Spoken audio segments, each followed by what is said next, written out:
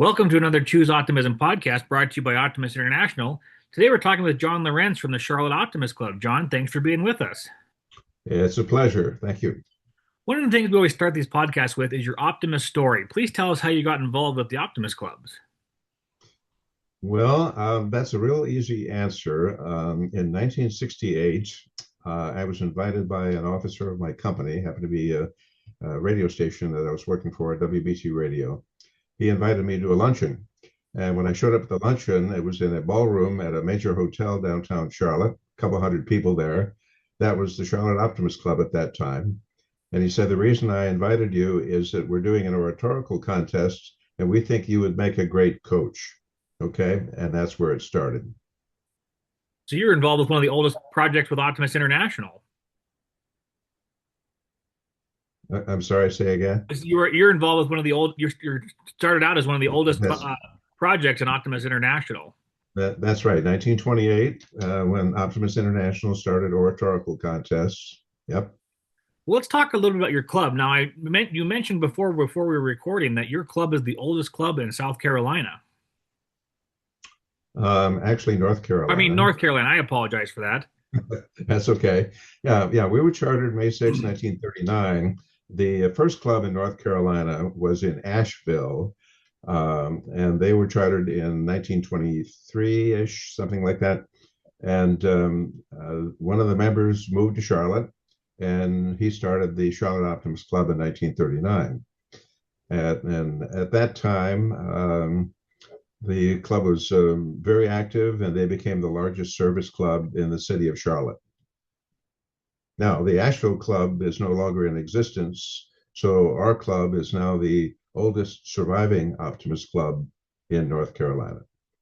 That's a pretty good thing to have under your belt for an Optimist Club. Yes, it is. Shows that you've been helping the community for many, many years. Yes. Let's talk a little bit about your club. Tell us a little bit about your club and what you guys do for projects and fundraisers.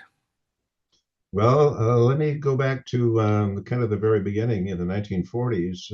Our club, in about 1944, right after the war, we purchased 4 acres of land downtown Charlotte. And we had a member who was a grading contractor. We had a member who was a general contractor. We built a park for the inner city youth at that time. And we operated that for a number of years until the early 50s. And then we donated it to Parks and Recreation. We should have sold it to them, but we donated it to them with the understanding that they would always keep it as an inner city park. Unfortunately, over the years, things changed. They didn't adhere to that, and now it's a commercial development, a very busy area, but it's still known as Optimist Park. So you ask anybody in Charlotte, have you heard of Optimist Park? Oh, yes. Do you know the beginning? No. And we started that. So in retrospect, we should have kept it. Tell us a little bit about some of the fundraisers you guys do or to start with your throughout your Our year. major fundraiser is a golf tournament that our club has been doing for, about 35 years. I've been running it for the last 28 years, and we do it in the fall. We call it the Optimist Classic. And we, over the years, we've invited other Optimist clubs in Charlotte to partner with us so that they get golfers, they get sponsors, they keep all the money they raise, but I organize the entire tournament. So golf tournaments are our biggest fundraiser. How many participants do you have in that golf tournament throughout the year, throughout the time? Oh, over the years, we've had a full field of 120 golfers. We typically average 75 to 80 in recent years, and last year is about 75 golfers. And we've been doing it at the same golf course for the last 12 years. So the golfers know it. When we invite them year after year, they keep coming back. What are some of the things that go into planning that golf tournament? Well, we start early. In fact, we start typically in May, contacting former sponsors and soliciting new sponsors. We send out a save the date card to all the previous golfers that have golfed over the years so that they save the September date. And so that's the planning part. And quite frankly, I raise most of the money. I get most of the sponsors. for the tournament, and I'm the major fundraiser of the club. What does a sponsorship for this golf tournament cost? Well, we have different levels. We have a $2,500 sponsorship. We have a $5,000 sponsorship. If somebody does five, they get two foursomes, and they become our platinum sponsor. But we also sell whole sponsors at $100 a piece, and so we put a sign on the tee box for that sponsor at $100. But we did something very creative. I had this idea a few years ago. We used to purchase pin flags, and the pin flags cost us $40, and we'd sell a pin flag for $200. Well, the idea that I had is, well, one year the pin flags could not be delivered on time. So we made signs and we called it the Hole on the Green sponsor. And so we stopped doing pin flags, Hole on the Green sponsor. But then the creative idea is we made a contest out of that. So the golfers, as they rounded the course, they filled out a card that was listed with the 1 through 18 holes, and they had to write down the name of the sponsor of the hole on the green. And at the end of play, they turned in those cards for a drawing for a $100 gift card that we typically get donated from a local restaurant. So the hole on the green contest. And in fact, people who played in our tournament said they've never seen anything like that. What a great idea. So that's been a lot of our success. What do you typically raise for funds for this golf tournament? About $10,000. Yep. And some people say, well, why don't you raise more? Well, that pretty much covers our budget, and the things that we'd like to do. Could we raise more? Yes. I just have to ask more people. And we also raise money for our oratorical contest. And we'll talk about that later. But so that's our main fundraising project, though, the golf tournament. So let's talk about what your fundraising does to help for projects. What projects are you guys doing in the community? Well, we do a Respect for Law program every year, and in fact, that's coming up in our first meeting in May 9th, I believe. And when we do that program, oh, and by the way, I'll give you a little background on that. When we started the Albemarle Optimist Club in the 1950s, the president of the Optimist Club went to Washington, D.C., and met with J. Edgar Hoover and said, I've got this idea. We have a lot of optimist clubs. We would like to promote respect for law. And so the FBI actually got behind the program, and through all of their offices throughout the country, partnering with optimist clubs. So what we do with respect for law is I recently contacted the chief of police in Charlotte, asked the chief to select 3 officers that make an impact on the youth of the community. Then we invite the 3 officers to our club meeting, and we invite their spouses and their children. And what's nice about that is the kids hear for the first time, probably in a long time, how well their mother or father is respected by people in the community. And we give them a nice plaque. But that's an international program that was started by our president of the Albemarle Club in the 1950s. And today, many clubs do the Respect for Law program. We also do a Youth Appreciation Week that was started by one of the members of our club, T. Earl Yarborough. He had this idea one day that when you pick up a local newspaper and you read about teenagers, it's usually bad stuff. So he and his wife discussed this idea of doing a Youth Appreciation Week where we could recognize the great kids in the schools, and not necessarily the most popular kid in the school, or the head of the class, or somebody on the debate team or whatever, but just great kids in the school, just great ordinary kids. So our club started that program in the 1950s, and that's been going on every year since. In fact, it was adopted as, and it is, an Optimist International program. So Youth Appreciation Week, so we do that. A smaller project that we do, we have the Salvation Army Center of Hope, and on the 5th Wednesdays, so there are typically 5 months of a year that have 5 Wednesdays. On the 5th Wednesdays, we purchase the food, we cook the food, we serve the food to about 200 battered women and children at the Salvation Army Center of Hope. And a lot of our members get involved in that, in the cooking, preparation, and serving, and what have you. Um, so those are some of the main projects that we do every single year. Let's talk about each one of those projects and kind of break it down. Let's start. Which one would you like to start with for the oratorical? Well, the oratorical, that is my favorite project. That's the thing that got me involved in optimism in 1968.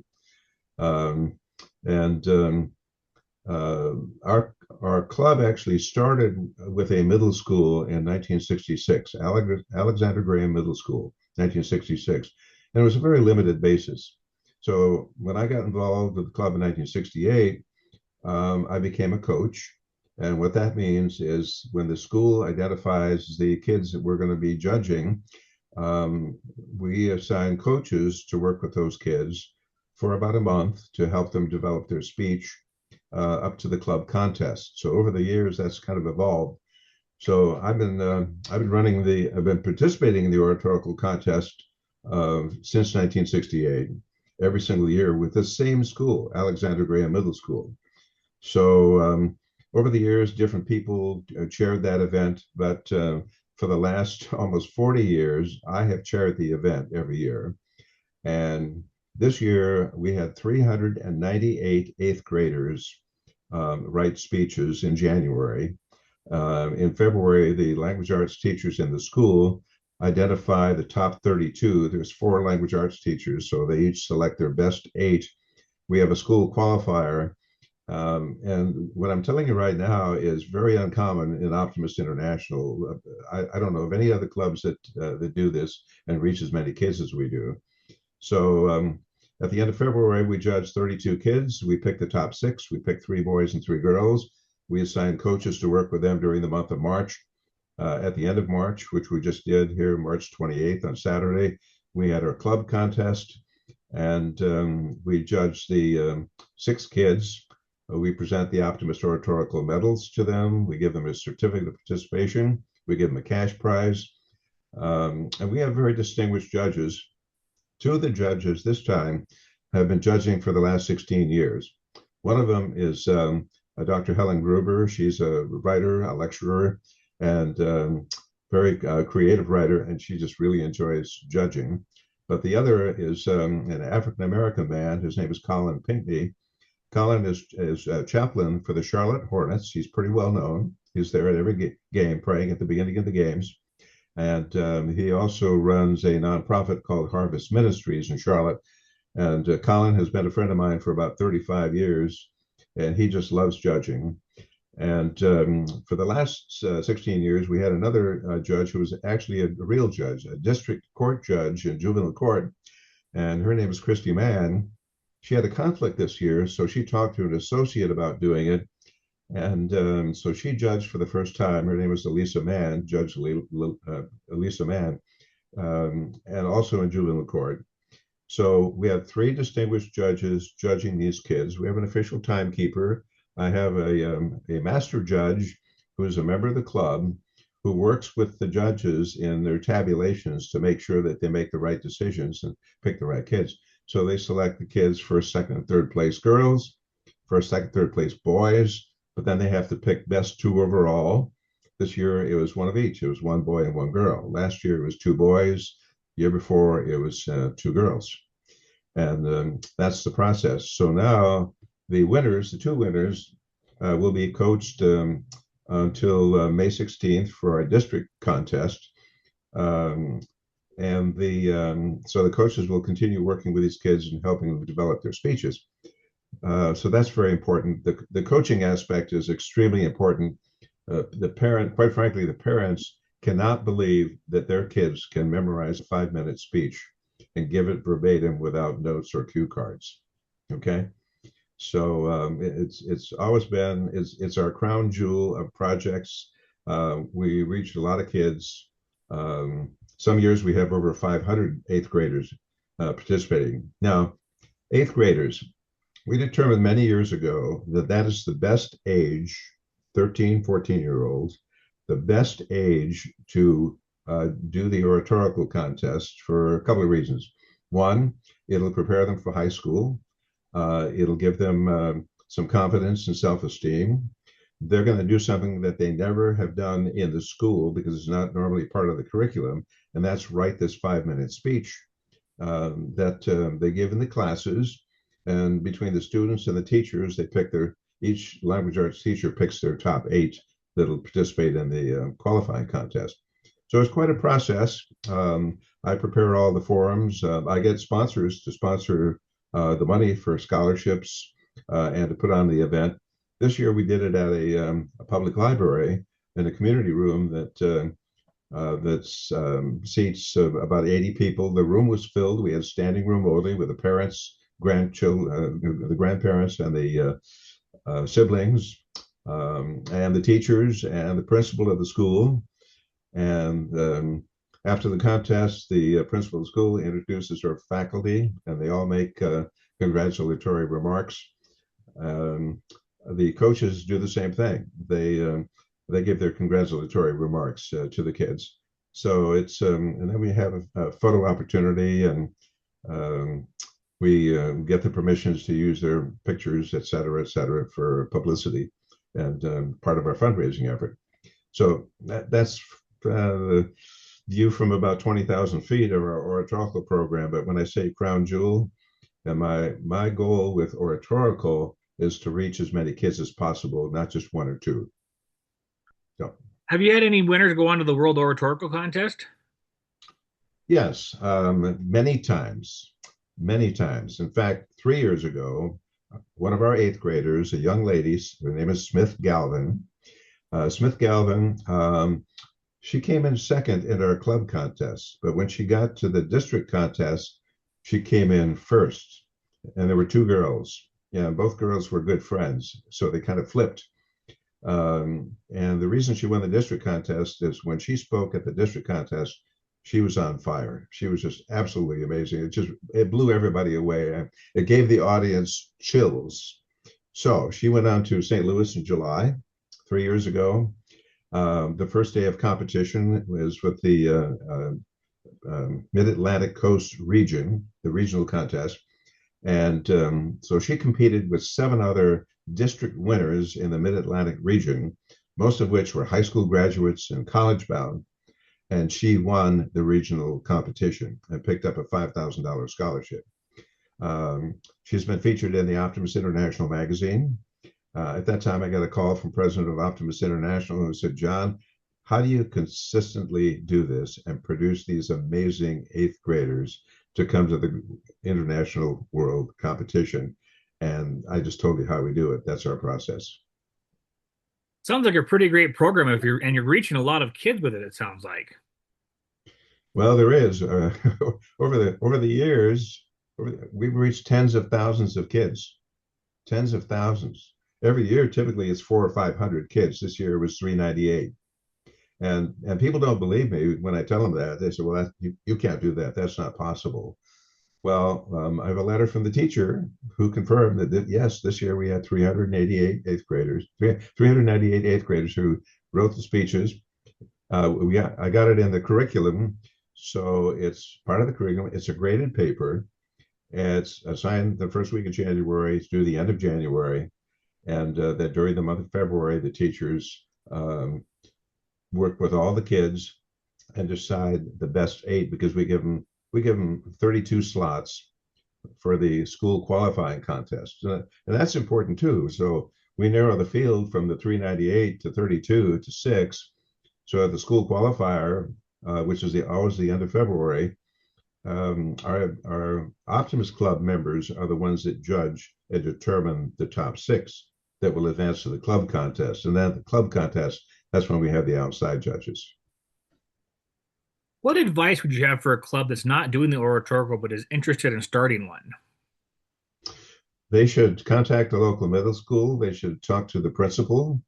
They should tell them our story and how many kids we reach, and they should also tell them that we would help them. I would help them. I would get letters of endorsement from not only our teachers, but our principal and the superintendent of middle schools for the entire Charlotte Mecklenburg school system, who's been to many of our oratorical contests and loves the program. Um, Several years ago, I had I was conducting a regional contest in Salisbury, North Carolina, where we used to have an Optimist Club. We didn't have a club there, but that was geographically located to do a regional contest for other clubs in the area. And I have a way of getting the judges for oratorical contests that is very successful. I send, and I do them. When I was doing the regionals, I would do them in different cities, of course, and I didn't know the people. So I would send an email to the superintendent of schools and to the chairman of the school board, and I would ask them if they would consider being a judge in an Optimist oratorical contest. They never say no. They never say no. So when I did it in Salisbury, I had a man about 40 years old who had kids in the school. He was chairman of the school board. And at that contest, he was the judge. And after the contest, he said, John, I have never seen anything like this. I've never seen any program that engaged our youth the way the oratorical contest does. And I said, how would you like to see this in all the middle schools in Rowan County? That's Salisbury's county, Rowan County. He said, that would be amazing. And I said, I could help you do that. I could show you how to do it, and I could help you do it. He said, would you come and present that to the school board at our next meeting? And I said, absolutely. So he called me, told me when the meeting was. I happened to be vacationing at the time in the North Carolina mountains. And but my wife and I drove down just for the school board meeting. They gave me 15 minutes on the agenda, which turned into 30 because they had a lot of questions. One of the members of the school board was a winner in an Optimist oratorical contest.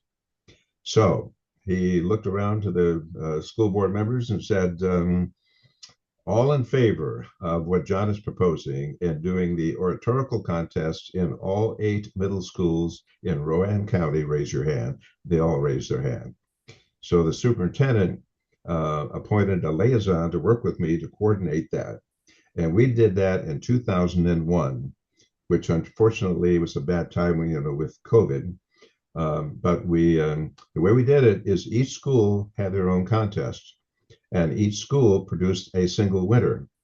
And the culmination of that was 8 winners that were competing on Zoom meetings. Okay. And we had the contest actually on Zoom for the 8 winners of the 8 schools. And we selected the top 2 to advance to district. Okay. So it can be done.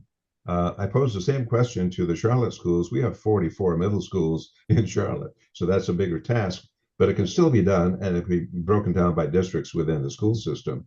But my goal is to get every 8th grader in the Charlotte Mecklenburg schools participating in the oratorical program, and that's the way to do it. And it's really easy to do. It was easy to do in Salisbury, very easy. It was just a matter of making a decision, getting each of the 8 principals on board, getting the language arts teachers on board, picking their best kids, and zoom, zoom, zoom, and that's the way to do it. So Sounds like your club is very, very successful with the oratorical. there's no question about it. You can ask Amy in St. Louis. You can ask her, how about John Laurents and the Charlotte Optimist Club and oratorical, and she knows our history, and she knows how many kids we've sent to the international competition. And when is your club competition coming up? Soon? Is your club competition coming up soon? Well, the club competition, we just did that on Saturday, the 28th of March. That we always do it the last week of March, okay? But the district contest is coming up on May 16th. And unfortunately, we have so few clubs in the district, North Carolina West District, participating in oratorical, that we don't have zone meetings, we don't have regional meetings like we used to have. And we just have the district meeting. So all the kids. So right now, I understand there are 6 clubs that will send 2 students to the district on May 16th, and then 1 winner. Well, 3. First 3 will get the college scholarships, 2,500, 1,500, 1,000. But 1 of the contestants will advance to St. Louis, and hopefully it's one of ours. What advice would you give to a club that is struggling to get an oratorical thing started? Well, it's like I said, go to a middle school in the community. In fact, I'm doing that right now with the Weddington Optimist Club. They're one of the Optimist clubs in the Charlotte area. Historically, what most of our clubs do, and not just in North Carolina, but like everywhere, is they would call a school and ask if there was a good student that was a good speaker, and tell them we have a scholarship contest for kids to deliver a speech. Do you have any children who are good or good make a good candidate? Um, about 4 years ago, one of our clubs contacted a middle school. They got a girl, and she never participated in any competition. There was no club contests because there was just one person.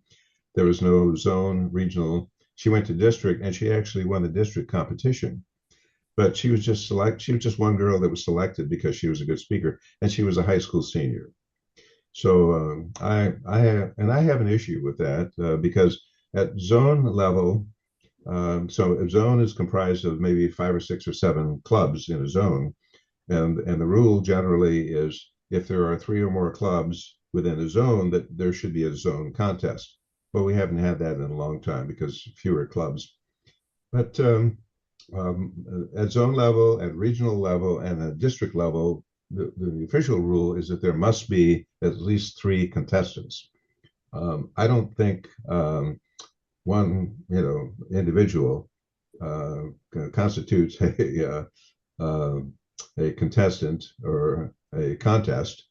And so I've been working over the years trying to get that changed so that if a club does an oratorical contest, they have at least 3 contestants, in the contest. So the Weddington Club told me this year they couldn't get any school to respond, with a kid, so they don't have a contest, and that's how they did it. So now I'm working with an individual who was a very active member of the Weddington Club. He became a good friend of mine. He played my golf tournament, and he was a club president. And a few years ago, 3 years ago, let's see, 3 years ago to be exact, the district didn't have any candidates for governor. So I asked him if he would consider being a governor, and he said, "No." He said, "No, don't ask me to do that. I'm not going to do that." So I called the president of Optimist International and I said, "I need your help. I need you to give Bill a call and tell him how much we need somebody of his caliber to serve as a governor of the district." And he did. And a few minutes later, Bill Dieter called me and said, "John, I just got a phone call." And guess what? He said, "I'm going to be the governor next year." Okay. So he served as governor and he did a great job. He was a businessman. He was a former mayor of the town that he lived in Waxhaw, North Carolina. So anyway, so Bill Dieter. Oh, and by the way, the Weddington Optimist Club actually formed the town of Weddington. They became the formers of the town years ago. The Optimist Club did that. So Bill Dieter became mayor of the Weddington Township. So yeah, Bill has agreed to be a lieutenant governor next year. Okay, because one of his members is going to be a governor next year, which is good, and he's a good guy. So, but Bill told me yesterday. He said, "I'm going to do the oratorical next year, and I want to do it the way you guys do it," because he's been to our club meetings and he sees what kind of an event it is, and he knows how many kids we reach. Well, the Weddington Optimist Club has Optimist Park, and adjacent you could shout, and they would hear you at the Weddington Middle School. They're that close. So I've already done research on the Weddington Middle School. I know who the principal is. I'm going to get the assistant superintendent of middle schools of the school system to contact that principal. I'm going to get the principal of our current middle school to contact that principal. with all these endorsements and encourage them to do the oratorical program the way we do it, and we will reach several hundred more kids with the Weddington Middle School and Bill Dieter running, and Bill can make it happen. I just need to bring people together, and Bill will make the program happen. So I'm looking forward to that for next year.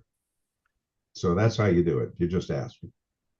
Well, John, I can't tell how much we appreciate you sharing your knowledge as your successful oratorical program and hope this inspires another club to get an oratorical started in their town. Well, the nice thing about oratorical, and I make this statement that no one can disagree with, and that is, I think you would agree that there's nothing more important for a high school graduate to graduate with, other than the ability to effectively speak and communicate. And that's what oratorical does. And I will tell you that, and I do something else special. When I have a club winner, um, uh, in middle school, and she's going to go to high school the next 4 years, and that high school is adjacent to our middle school, I make that person my oratorical ambassador. And that person, a boy or a girl, comes back every year to help me. So this past Saturday, we did our contest. She's there with me to affix the lavalier microphones. We mic everybody, by the way, and we haven't talked about that, but we put microphones on everybody, clip on, on the lapel. She assists everybody clipping on their microphone, and then she, when we do the awards, she hangs the medals around the necks of the boys and girls. She presents them the certificates. She gives them a little envelope with her cash prizes.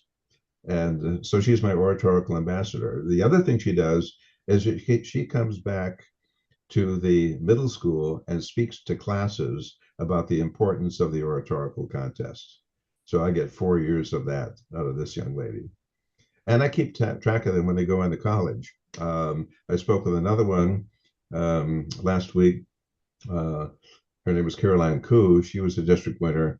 And she is in her third year at the University of North Carolina, Chapel Hill, affectionately known as Carolina.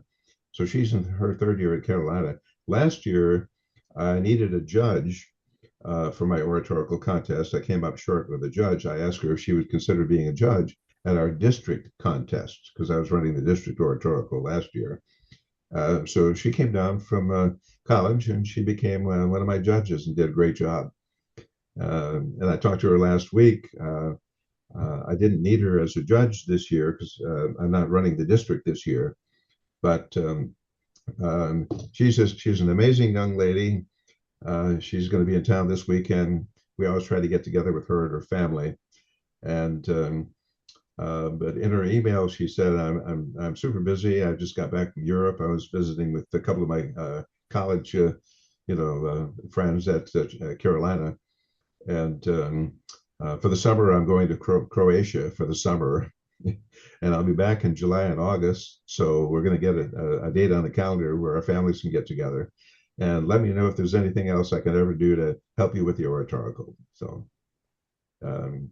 And then one day I'm going to make her a member of the Charlotte Optimist Club. So, so that's how you grow your members. Oh, and then in this process, I did some banking recently with a different bank to helping a friend out, and I met this young banker. He's 31 years old, and I told him a little bit about the program, and he was really intrigued by that. And I invited him to a club meeting, and he came. And he was totally impressed by what we had to offer, but he was really interested in the oratorical. So he was a guest at the oratorical contest this past Saturday. And he told me, John, he said, I'm just totally blown away. I can't believe, the professionalism of this contest and everything that you put together and these amazing kids. I'd like to help. And when can I join? Okay. So he's a new member, and you know how important it is to get new, younger members. So he's a new member. So Sounds like you're recruiting members and getting other kids involved in the community. So you guys are doing a lot down there. And like I said, we appreciate you being on the podcast and hopefully this inspires another club to do the oratorical. Well, and I hope it does. And um, if there's a way that you can promote how they can get in touch with me if they've got a question, I'd be happy to help anyone anywhere in the country and help them how to do it.